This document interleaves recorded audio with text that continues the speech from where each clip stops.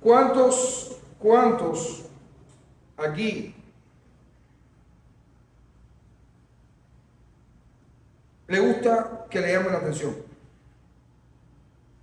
No veo ninguna mano levantada, ¿verdad? Cierto. ¿Te has puesto a pensar en cómo reaccionas cuando te llaman la atención? ¿Te has puesto a pensar en eso? ¿Cuál es tu reacción? ¿Qué es lo que haces? ¿Qué es lo que dices? ¿Cómo te comportas? ¿Cómo está tu corazón? Porque a veces nos llaman la atención y tenemos el rostro sonriente, pero por dentro lo que queremos es matar a la persona que nos está requiriendo, ¿verdad? Es así, pensemos en esto y seamos sinceros con nosotros mismos. No quiero que ahora estén levantando la mano y haciendo ninguna historia, ¿no? ¿Qué te pasa por la mente? ¿Qué piensas de la persona que está llamándote la atención? ¿Qué piensas de esa persona?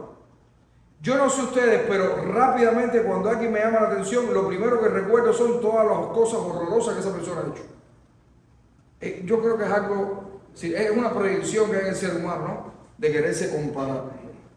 Los seres humanos somos muy resistentes a que nos reprendan. Sucede desde niños. Pablo estaba consciente de esto y por eso le escribe a los Corintios en el capítulo 4 de su primera carta, para que entiendan la importancia de aprender a recibir la amonestación de la palabra de Dios. Yo creo que el capítulo 4 que yo le contaba a Alex hoy cuando venía de su casa para acá, lo fuimos a recoger, y yo le decía, este ha sido uno de los pasajes que más trabajo me ha costado entenderlo. Y aparentemente lo lees y todo está fácil, pero ¿qué le pasaba a Pablo por la mente cuando escribía este capítulo de los Corintios? Recuerden dónde estamos, recuerden que Pablo comienza su carta alabando a los corintios, diciéndoles que ellos han sido pues salvados y santificados y por la fidelidad de Dios ellos han sido traídos hacia la comunión en Cristo. Pero automáticamente Pablo comienza a reprender a los corintios por el primer problema que toca. Todavía nos faltan varios problemas. Recuerden que Pablo había recibido aparentemente una carta de los de Cloé, de los de la casa de Cloé o la familia de Cloé, diciendo que la iglesia en Corinto estaba mal, estaba pasando por muchísimas situaciones pecaminosas. Y parece que le citó todos los problemas. Y Pablo escribe esta carta precisamente para eso, para tratar todos y cada uno de estos problemas, o al menos entendemos que han sido todos los problemas que Pablo quiso tocar. Y el primero que Pablo toca es el problema de la división. Los corintios estaban divididos, estaban siguiendo hombres. Los corintios estaban imitando a la sociedad de aquel momento, una sociedad eminentemente griega, una sociedad que estaba dividida en sí misma por la filosofía, por los sofistas.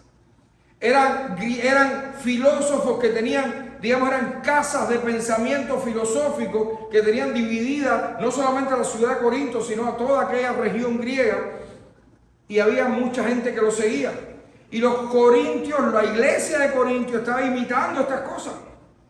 Y por eso la iglesia de Corinto decía, yo soy de Pablo, yo soy de Apolo, yo soy de Cefas, yo soy de Cristo. Y Pablo entonces llega al capítulo 4 y reprende duramente a esta gente. Es como si les dijera, ustedes necesitan entender lo que yo les estoy diciendo. Necesitan comprender estas cosas que yo les estoy diciendo. Vamos a leer la primera carta a los Corintios, capítulo 4, los versículos del 1 al 21. Dice la palabra de nuestro Dios. Primero los Corintios 4, los versículos del 1 al 21. Así pues, téngannos los hombres por servidores de Cristo y administradores de los misterios de Dios. Ahora bien, se requiere de los administradores que cada uno sea hallado fiel. Yo en muy poco tengo el ser juzgado por vosotros o por tribunal humano, y ni aún yo mismo me juzgo. Y ni aún yo me juzgo a mí mismo. Porque aunque de nada tengo mala conciencia, no por eso soy justificado, pero el que me juzga es el Señor. Así que no juzguéis nada antes de tiempo, hasta que venga el Señor, el cual aclarará también lo oculto de las tinieblas y manifestará las intenciones de los corazones. y entonces cada uno recibirá su alabanza de Dios. Por esto, hermanos, lo he presentado como ejemplo en mí y en Apolos, por amor de vosotros, para que en nosotros aprendáis a no pensar más de lo que está escrito, no sea que por causa de uno os envanezcáis unos contra otros. Porque ¿quién te distingue? ¿O qué tienes que no hayas recibido? Si lo recibiste, ¿por qué te glorías como si no lo hubieras recibido? Y ya estáis saciados, ya estáis ricos. Si nosotros reináis, y ojalá reinaseis, para que nosotros reinásemos también juntamente con vosotros.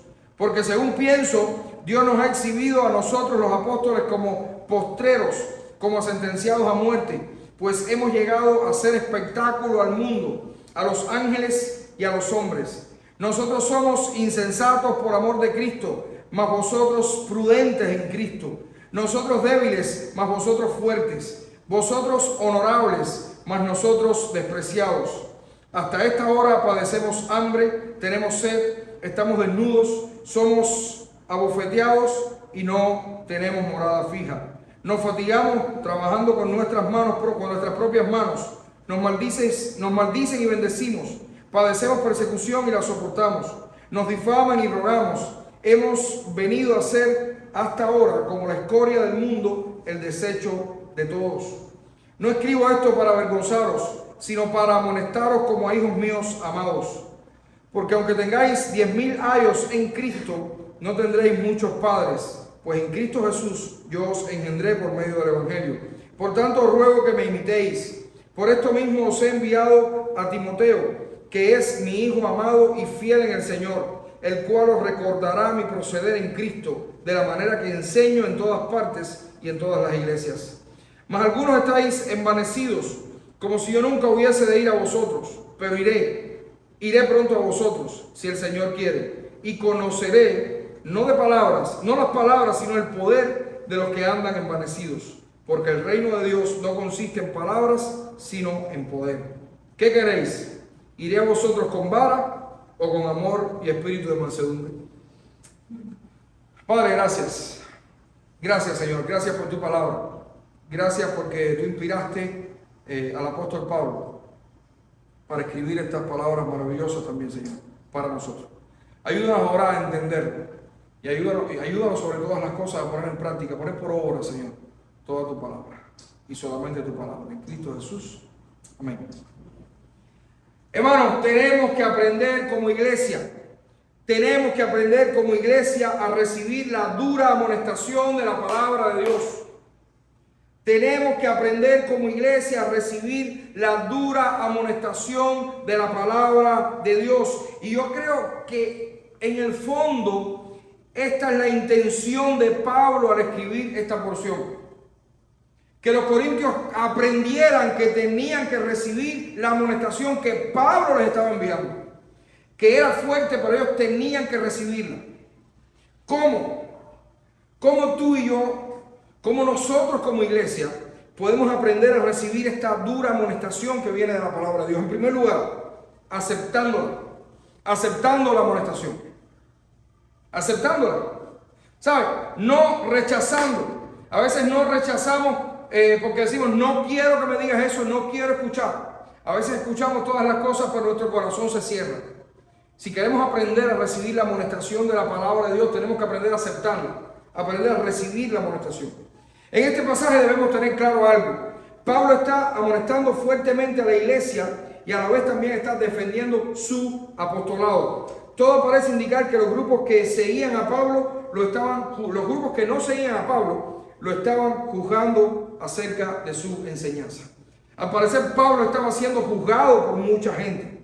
Hasta ahora había sido muy claro con respecto a la carnalidad de estar divididos siguiendo a hombres. Y es por esto, entonces, en esta parte que hace una importante acotación. Pablo aquí aclara y comienza diciendo, nosotros somos servidores de Cristo, administradores de los misterios de Dios. ¿Qué significa esto? Amado, nuestros hermanos en Corinto, que habían sido llamados por Dios, recuerden, a la comunión con Cristo, estaban desechando la palabra de Dios por su arrogancia. De una manera quizás menos consciente que nosotros, porque nosotros ya tenemos toda la revelación, toda la escritura, ellos no.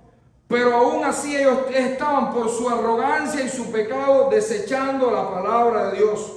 El apóstol Pablo era el instrumento que Dios estaba usando para administrar, es decir, para impartir los misterios de Dios.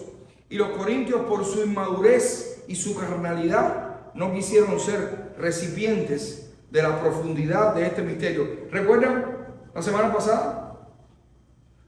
Pablo no les pudo dar vianda, sino que les tuvo que dar leche. Ni en aquel momento cuando estuvo con ellos, ni ahora.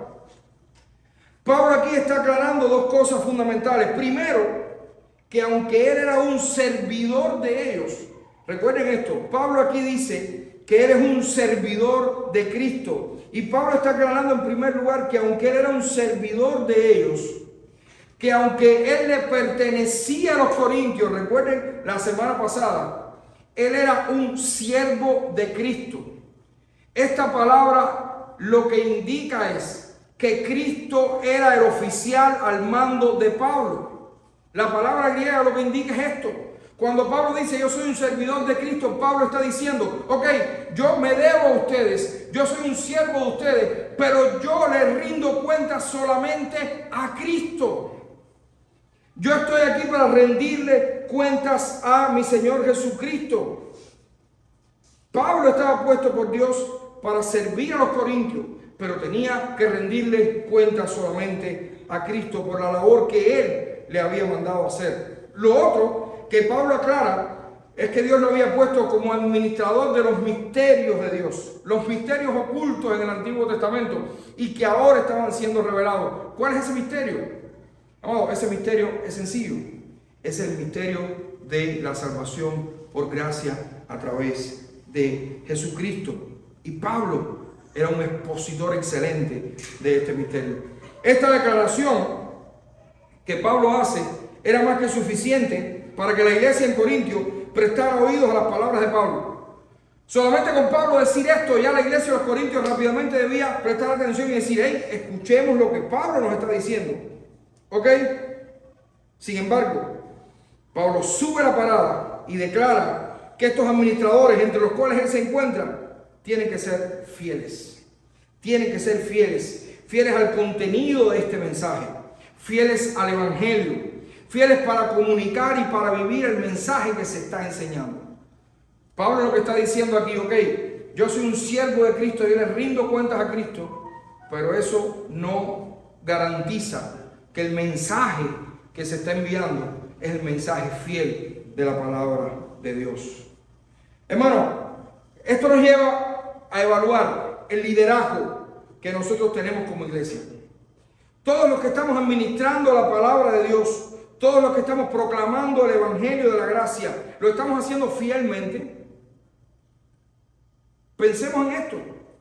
Todos los que estamos administrando el misterio de la gracia de Cristo, de la salvación a través de la gracia de Cristo, ¿lo estamos haciendo fielmente?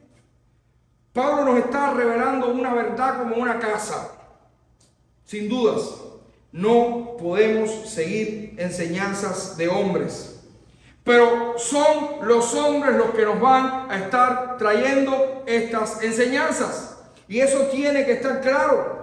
Por eso tenemos que estar seguros de que todos los que imparten este misterio, que no es otra cosa que la palabra de Dios, lo tienen que hacer fielmente. La enseñanza es un proceso de enseñanza-aprendizaje. ¿Entienden esto? La enseñanza no es solamente en una dirección. Uno enseña y los otros aprenden. En la iglesia de Cristo, ambas partes tienen la misma responsabilidad. En la iglesia de Jesucristo, ambas partes tienen la misma responsabilidad. El que enseña es responsable por lo que entrega. Pero el que aprende es responsable igual de fiscalizar lo que se está enseñando. En la iglesia todos somos responsables por el evangelio que estamos predicando. Por eso me encanta, y es algo que se ha dicho muchísimo, y yo estoy seguro que todos ustedes lo conocen. ¿Conocen la historia de los hermanos de Berea? De los cristianos en Berea. Eso es algo que tenemos que calar en los huesos nuestros. Dice que los hermanos de Berea, cada vez que alguien les enseñaba, ellos iban a las escrituras para ver si era verdad lo que se les estaba diciendo. Así nosotros queremos ser como iglesia. Así nosotros queremos ser como iglesia. Queremos ser fieles protegiendo el mensaje, este misterio que es el mayor tesoro además que nosotros tenemos, que es el evangelio de la gracia. Hay que proteger el evangelio de quien sea. Si mañana yo, que ahora estoy diciendo esto, me pongo a la bobería, le iba a decir qué me tienen que hacer, pero no. Adiós, hasta mañana. No te queremos más. O siéntate en la última silla y aprende de nuevo. Y cuando aprenda, entonces veremos qué pasa. Pero no te queremos, porque no queremos a nadie que contamine este valioso mensaje. Porque todo el que administra tiene que ser fiel. Pero la iglesia que recibe también tiene que ser fiel a la hora de escuchar lo que escucha. A partir del versículo 3, Pablo se enfoca en el ejemplo que él y Apolo le estaban dando a los corintios para que estos pudieran enfocarse en la enseñanza de las escrituras y no en otra cosa.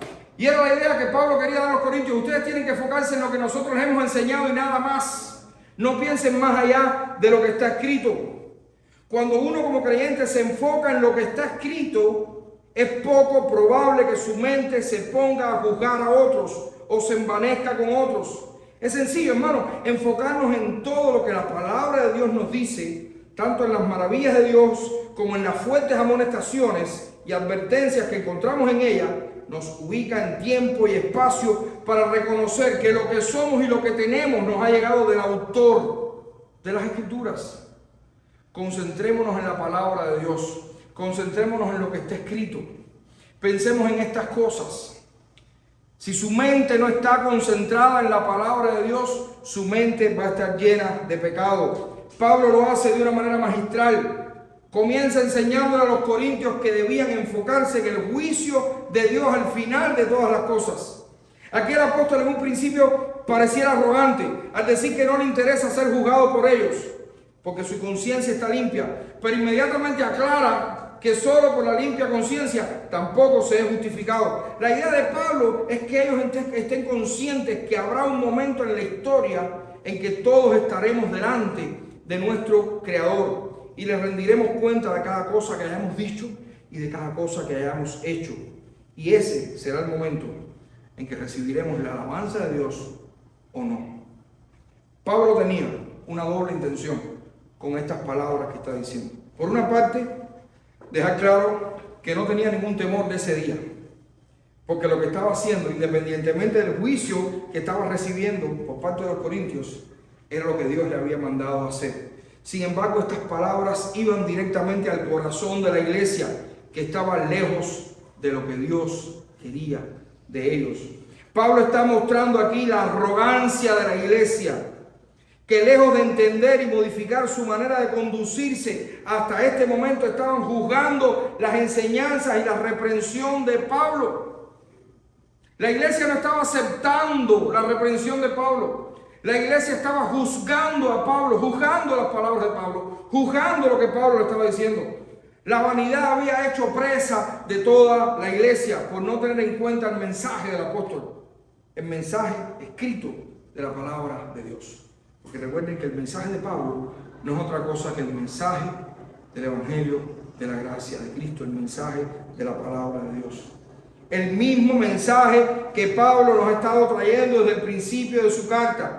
En estas palabras subyace la siguiente idea: si ustedes, en vez de estarnos juzgando por su arrogancia, hubieran escuchado el mensaje desde el principio, jamás se hubieran dividido en pro de enseñanzas de hombres. Y de alguna manera es lo que Pablo les está queriendo decir aquí. Si ustedes nos hubieran escuchado, si ustedes en vez de llenarse de arrogancia, en vez de volverse altivos, en vez de rechazar mis palabras, las hubieran escuchado, jamás se hubieran dividido tras enseñanzas de hombres. Amado, estamos nosotros escuchando el claro mensaje de la palabra de Dios. Y fíjense que no digo oír, oyendo, porque ahora mismo todos están oyendo lo que yo estoy diciendo, ¿verdad? ¿Estamos nosotros pensando en el mensaje claro de la Escritura? No estamos hablando de sentarnos acá el domingo y escuchar un discurso de media hora. Estamos hablando de entender el mensaje, de conocer el mensaje, de no ponerle de más ni de menos a este mensaje de las Escrituras. Es la única manera en la que nosotros como iglesia estaremos lo más lejos posible del pecado. Y no solo del pecado de la división, no solo del pecado de la arrogancia, no solo del pecado de la soberbia, de cualquier pecado. Entender la palabra, escuchar la palabra, escuchar la reprensión, estar atentos a lo que otros nos dicen. Si es conforme a las Escrituras, por supuesto, como dice Pablo, es lo que nos va a mantener lo más alejado posible del pecado. Desechar, menospreciar o simplemente no escuchar la palabra de Dios nos va a llevar a pensar que nosotros somos suficientes, autosuficientes. Y esto nos puede entrar en un círculo vicioso de mucho peligro. No escuchar las Escrituras nos hará pensar que somos suficientes. Vernos suficientes nos hará pensar que no necesitamos de las Escrituras. Y si pensamos que no necesitamos de las Escrituras, eso nos va a hacer aún más suficientes. Y hacernos más suficientes nos va a hacer entender que no necesitamos de las Escrituras. Ojo con esto, que es un ciclo que cuando entra es complicado salir. Y la iglesia de Cristo nunca puede entrar en ese círculo. Amados, tenemos que aprender a escuchar la palabra de Dios, sobre todo cuando nos amonesta. Desechemos la arrogancia que hace que nos proyectemos casi siempre contra el mensajero. Pablo, a través de este pasaje, nos enseña también, en segundo lugar, a recibir la amonestación siendo humildes. Siendo humildes. Siendo humildes. Palabra importantísima, sobre todo en este tiempo. En todo el capítulo 4 está esta enseñanza. Pero ahora en los versículos del 8 al 13, Pablo se desborda con una fina ironía que lo caracteriza en muchos de sus escritos para hacerle ver a los corintios que estaban subiditos de tono.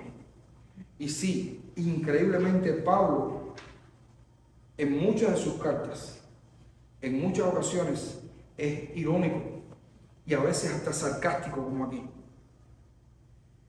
Para esto establece una comparación entre ellos como apóstoles, administradores de los misterios de Dios, y los corintios como una iglesia carnal y arrogante hasta ese momento.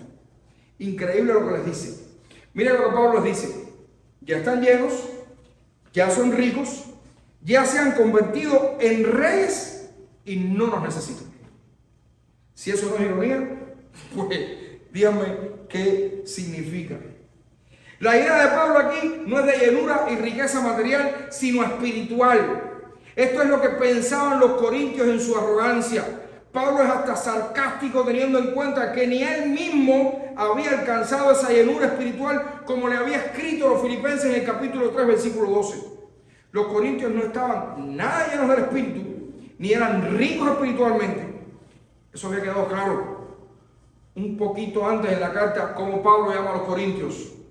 Ustedes son carnales, lo opuesto a ser espirituales. Pero la ironía queda sobre todo reafirmada y confirmada cuando dice, ojalá fueran reyes. Así nosotros íbamos a reinar también con ustedes. Ojalá fueran reyes. Con esta frase, Pablo estaba diciendo implícitamente que todavía le faltaba mucho para reinar con Cristo.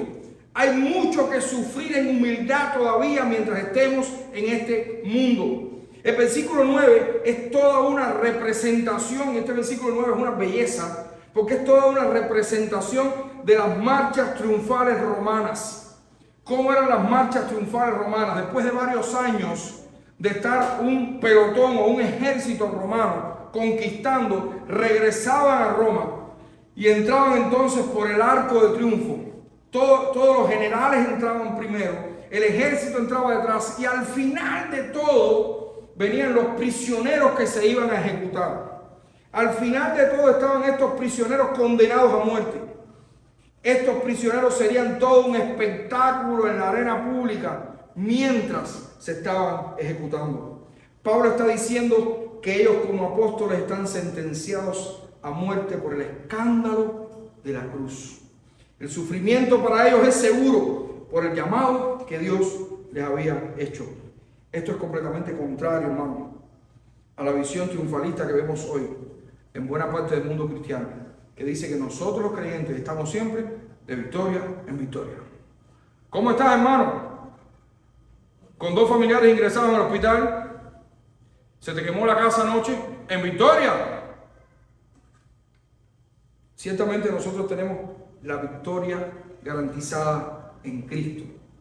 Esa salvación que si nadie nos va a quitar, está garantizada, y no por nuestra victoria ni por nuestra lucha, sino por la victoria de Cristo sobre la cruz. Pero aún la victoria de Cristo sobre la cruz, miren bien, fue dada a través del sufrimiento. Pero el creyente, mientras esté en este mundo, no está la victoria en victoria. Y no significa que esté derrotado, sino que va a estar de sufrimiento en sufrimiento. De sufrimiento en sufrimiento es una realidad para nosotros. Y eso no lo podemos olvidar. Y tenemos que tener esto en cuenta, hermanos.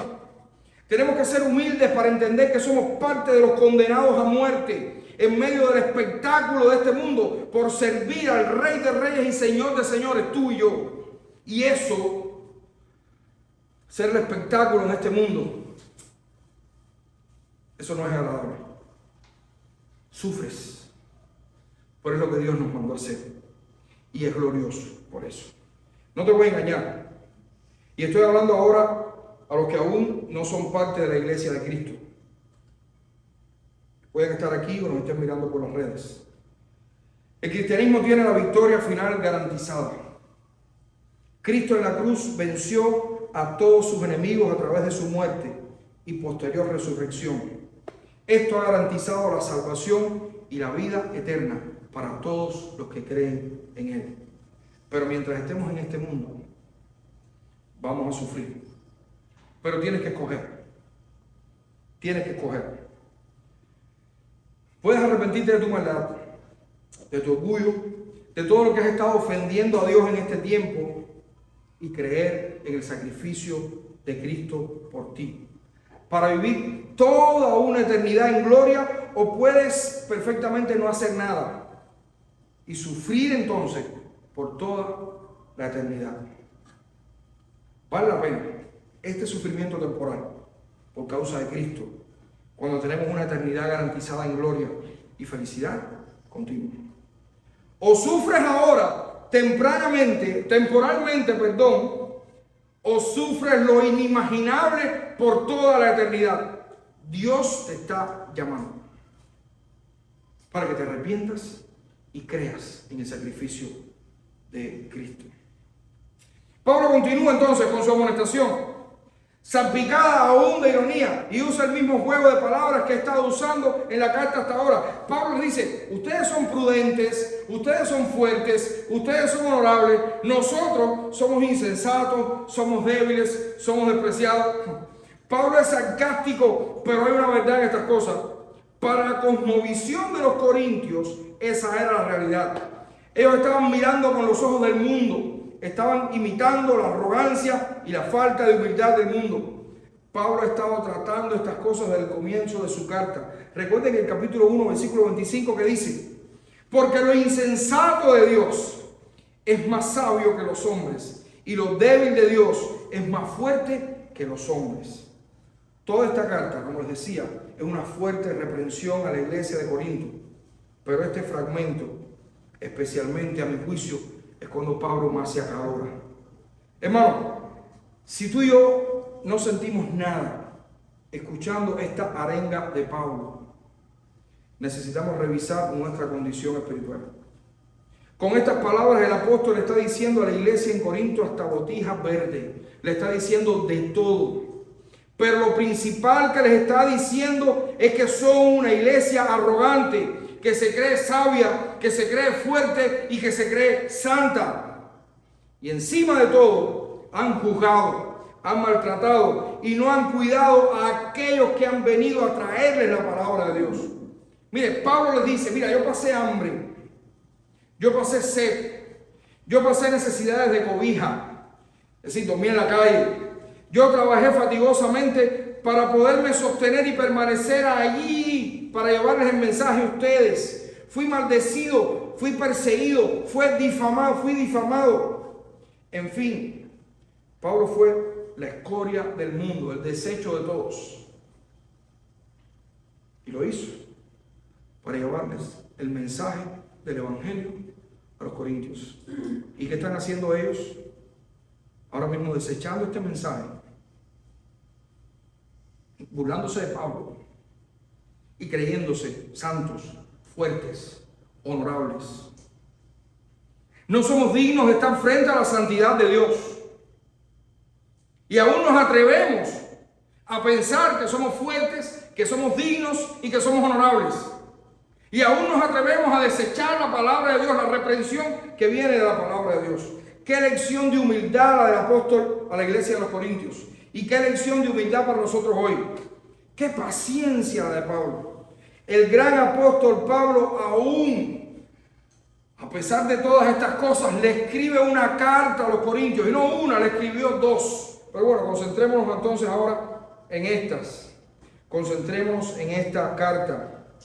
Hermano, Pablo entendía perfectamente la humillación de Cristo en la cruz.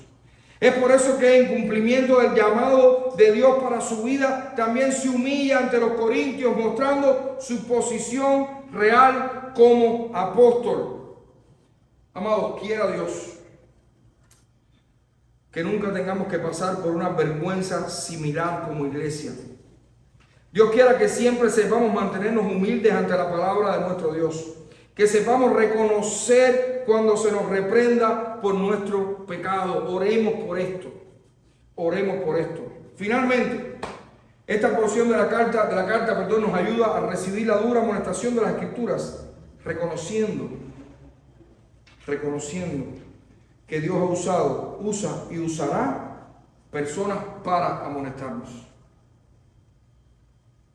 Dios va a usar y seguirá usando personas para amonestarnos. A partir del versículo 14, el apóstol toma su lugar frente a la iglesia. Lo más interesante de esta parte es su énfasis en la supremacía de la enseñanza apostólica.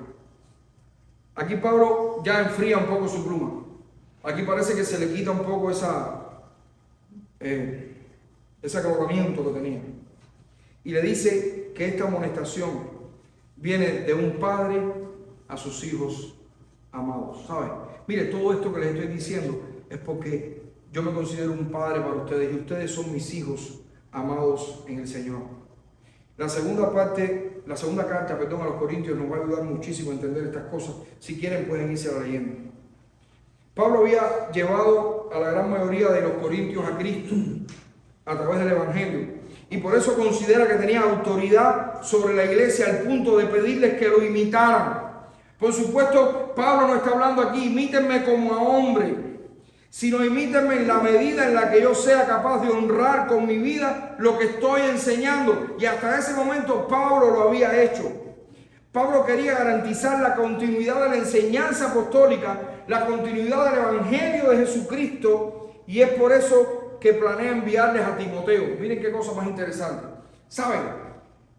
1000 veces había leído la carta a los Corintios. Bueno, no 1000, unas cuantas. No quiero mentirles. Y nunca me había fijado en el detalle este. Pablo estaba enviando a Timoteo ahí a los Corintios. Yo sabía que Timoteo había estado en Corinto, pero no me había dado cuenta del detalle, el por qué. ¿Sabe? Cuando uno lee la segunda carta de Pablo a Timoteo, se da cuenta que Timoteo fue el sucesor de Pablo. La segunda carta de Timoteo, en la segunda carta de Pablo a Timoteo, Pablo le está pasando el batón del Evangelio a Timoteo. Pablo le está diciendo a Timoteo, Timoteo, mi hijo amado, yo me voy, ya yo estoy listo para ser sacrificado. Yo te enseñé todas las cosas, aún te las sigo enseñando, ahora te toca a ti. Timoteo era el encargado, y en la segunda carta de Timoteo, capítulo 2, versículo 2, lo dice: Tú eres el encargado de buscar hombres fieles, que busquen también a hombres fieles para la obra que yo les he mandado. Y a este, en el que Pablo tenía toda su confianza, en el que Pablo tenía toda su confianza, es el que Pablo envía a la iglesia de los Corintios. La iglesia de los Corintios estaba grave, porque si no, Pablo hubiera enviado a cualquier otro. Sin embargo, envió a Timoteo para garantizar la continuidad del mensaje, para garantizar esa amonestación, porque Pablo quería que el que fuera ahí a seguir enseñando a los corintios los siguiera amonestando de la misma manera que él hasta ahora los había amonestado. Hermano, nosotros tenemos que entender estas cosas. Tenemos que entender estas cosas. Tenemos que saber que ya sea la persona que nos llevó a Cristo, o sea cualquier otro, pastor, hermano, el que sea, tenemos que saber que si nos viene a reprender conforme a lo que la palabra de Dios está diciendo, nosotros debemos aceptar, entender, escuchar, obedecer.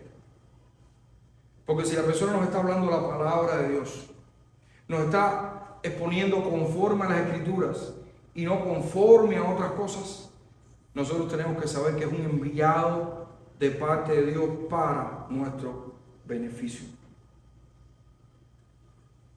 Concluimos.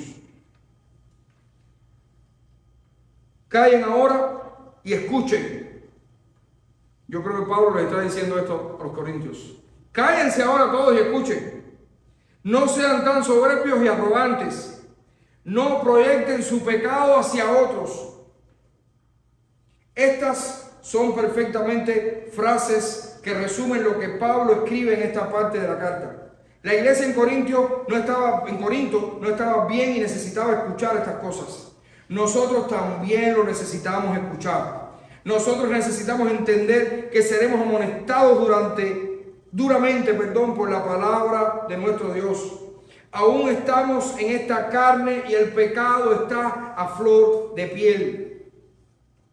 Es por esto que tenemos que aprender a recibir la amonestación.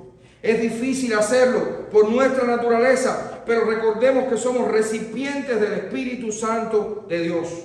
Es por esto, amados, que debemos aceptar la amonestación cuando llega, ser humildes y reconocer nuestro pecado, y respetar y considerar a aquellos que Dios use para hacerlo. Vamos a orar. Padre, gracias. Gracias por tu palabra, Señor. Gracias porque sabemos y entendemos que estamos en pecado. Que todos los días, Señor, de nuestra vida, pecamos. Ayúdanos a reconocerlo personalmente. Pero ayúdanos también, Señor, a nosotros para si en algún momento de nuestras vidas no logramos reconocer que estamos en pecado y alguien viene y nos amonesta, ayúdanos a aceptar esta amonestación. Ayúdanos a ser humildes para entenderla y ayúdanos a respetar y a considerar esta verdad. Ayúdanos a respetar y a considerar a toda la persona que viene con el amor del mundo o con todo el amor del mundo, con el amor de Cristo, para sacarnos de nuestro pecado, Señor, y para mostrarnos nuestra debilidad, nuestra maldad y nuestro pecado. Ayúdanos, Señor. Bendícenos como iglesia. Ayúdanos a entender estas cosas. En el nombre de Jesús. Amén.